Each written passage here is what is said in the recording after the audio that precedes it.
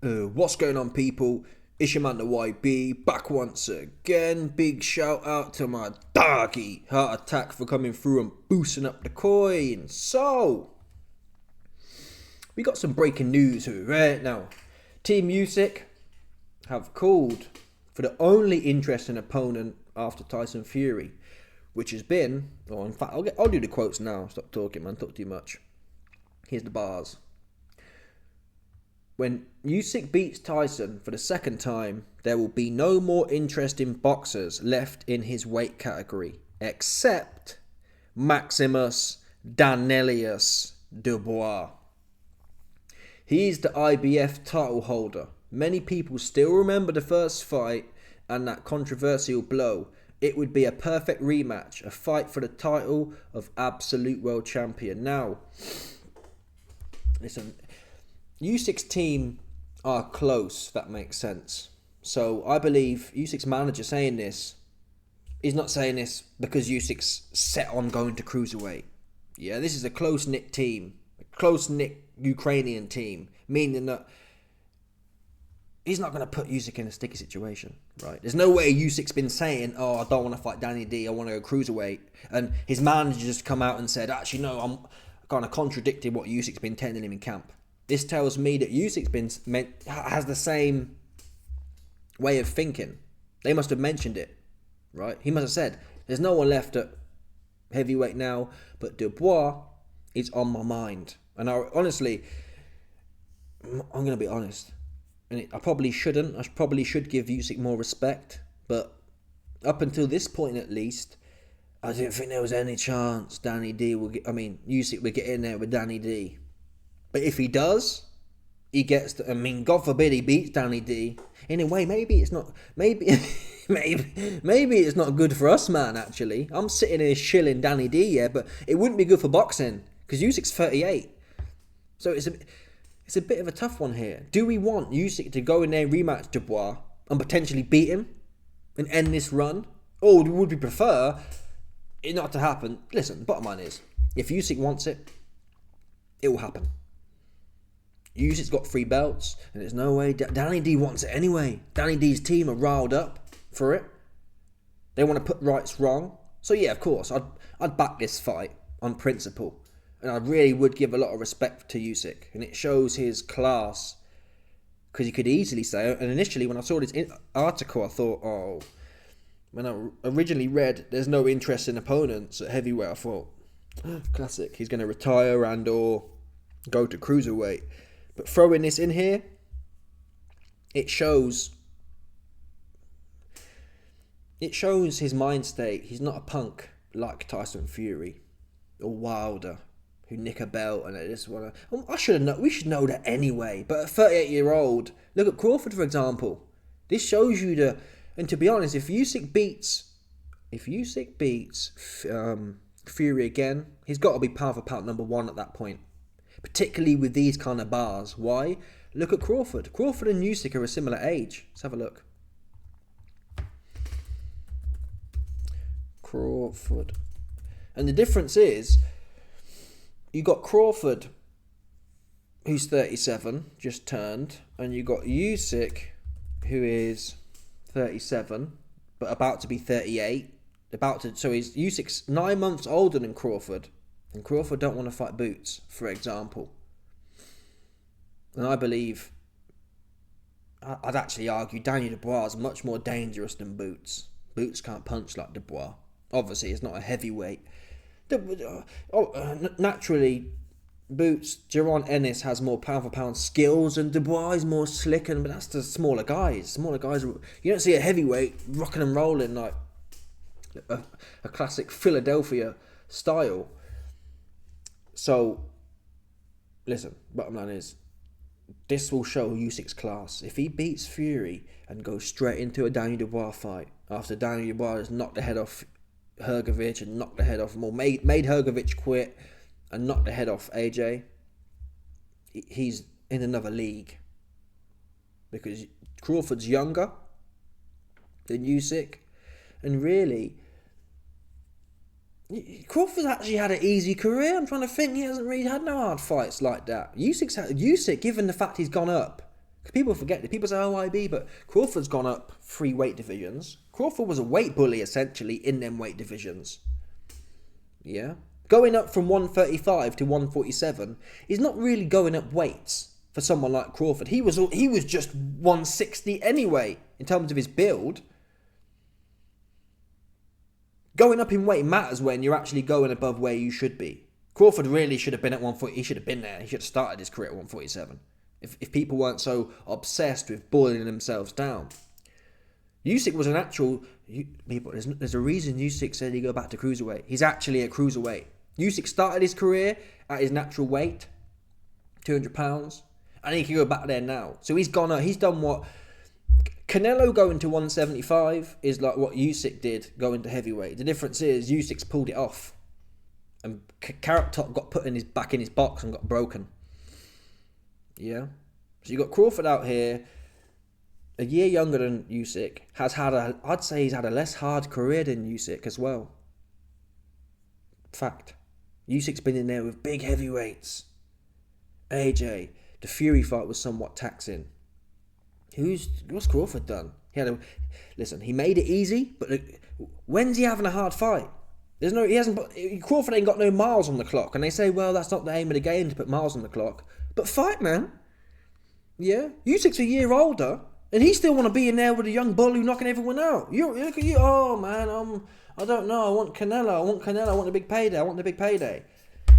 It's corny, man. Crawford fell off, bottom line. He got in there and capped his pants. Look at what Usyk did, with Fury. Went straight at him.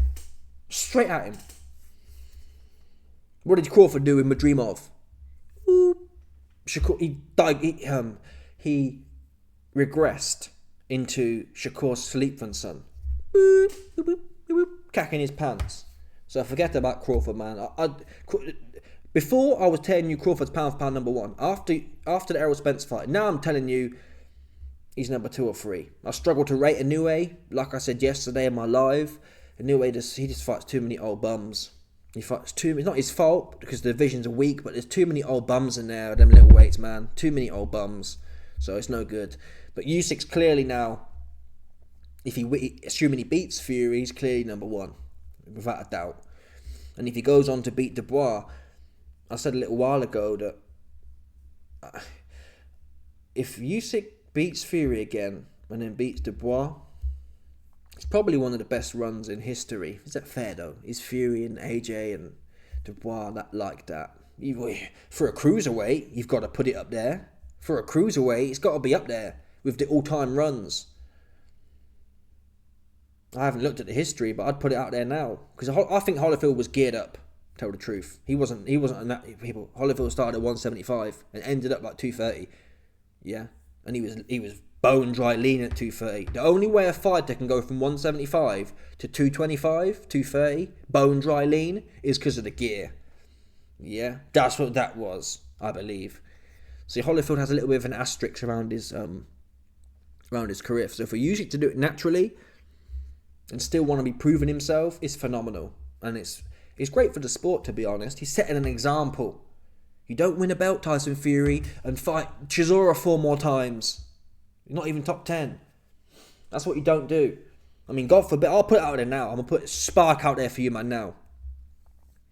If Usyk beats Dubois and then beats Bakoli, for example, the Zhang fight, not as interesting. Why? Parker already boxed his head off. There's no way Parker's better than Usyk at boxing. You can forget about that one. So Zhang's not as relevant. But Bakoli for me, and Zhang ain't got no gas tank. If Zhang don't knock Usyk out in 6 rounds, he's getting his head boxed right the way off because he'll be blowing. Zhang will be... If Zhang don't clip Usyk in the first 6 rounds, he will be blowing his arse off. Big bang, I bang you. He finished. He got no gas tank. And he's 40 as well. He's long in the tooth. He's 42 or something, Zhang, now. It's old. Super long in the tooth. 41. Knocking on to, by the time Usyk... If Usyk was to fight Zhang, that's not going to be to the end of next year. He'll be 42-year-old. So, yeah, I think the hill's gone on Zhang. I wouldn't mind seeing, though, Zhang versus Bakoli. If Bakoli beats Caballero, get Zhang in there with Bakoli. Imagine Bakoli after he's beat Caballero and then Zhang. That's what Zhang's job is now. Zhang's job is not up there He hasn't executed his rematch clause for Joe Parker. So Zhang's out of the mix now. You lost to Joe, you haven't pushed for the rematch, so forget about Zhang. He needs to be Bakole fish food. And maybe Zhang can beat Bakole. That's what he's for now. Zhang's not in the running like that. But Bakole, he's there, he's young enough. And he's dangerous enough. Assuming Bakole beats Caballero, if Usyk beats Dubois, or beats Fury, beats Dubois, beats Bakole, it's probably one of the best. I'll put it out there now, it's the best run in history for a 38-year-old man. The activity levels and the relentlessness for greatness. What gimme fighters Usyk had? Yes, he's kept winning, but what gimme fighters he had? What warm-up fighters he had? He went Chisora, AJ, Dubois, Fury, Dubois potentially, Bakole. That's phenomenal. Even the top old guys. They might have one or two good fights and a few bums. This is up there. For a 38-year-old cruiserweight, I'm sorry. This will be the best run in history. I'm going to put it out there right now if he pulls it off. Anyway, let me know your thoughts, people. Let's see the time. 11 minutes. Sweet. Let me know your thoughts. How the fight goes between Dubois and Usyk. I've got to back Danny D. I think Danny D will be probably a 2 or a 3-1 underdog in that fight. And I'll back him with the coins, just on principle. But yeah, I've got to back him, man. But I think the thing about that fight is Daniel Dubois' style doesn't bode well for a southpaw. It doesn't. Dubois likes to get his jab off. Well, the jab it's nowhere near as effective against southpaws. It doesn't open up nicely. It's like you're jabbing their back almost. So it's a weird angle. You're jabbing around their back. So it's not as opened up. When you're orthodox versus orthodox, the jab's straight down the line. It's right there. So it essentially becomes a battle of the backhand. Dubois likes to get his jab off though. And Usyk's head movement, his footwork, his own slappy punches put you off getting your jab off against the southpaw, which is already hard. So Dubois is not someone, for example, who's going to dip off and lead with a right hand, for example. He likes to get his jab off systematically and then put the right hand in. It's hard for Dubois to get started. That's what we saw in the first fight. That said, Dubois was nowhere near as aggressive as he needed to be. Chisora set half the blueprint there. Forget about landing a jab clean. Pop, and just get working, man. You got to beat Usyk. What the Chisora blueprint showed, you got to be punching. If you have to hit air, you have to hit air. Come in, chin right down like this. Come wading in with your head. Pop, slip, whap.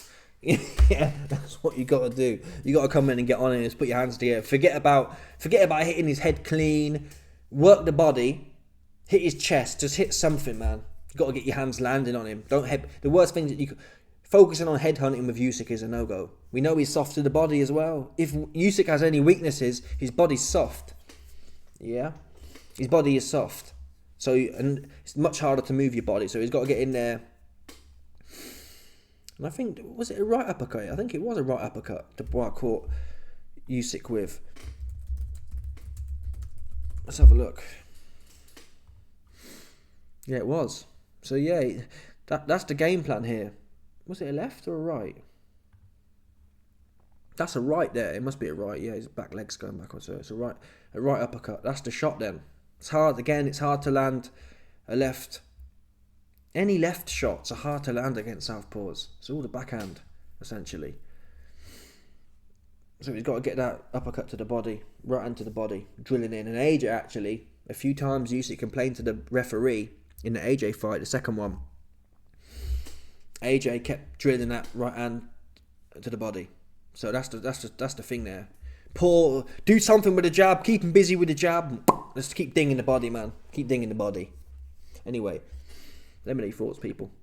Smash the like button, subscribe, click off the bell, 100%. There's no doubt about this one, people. Stop it.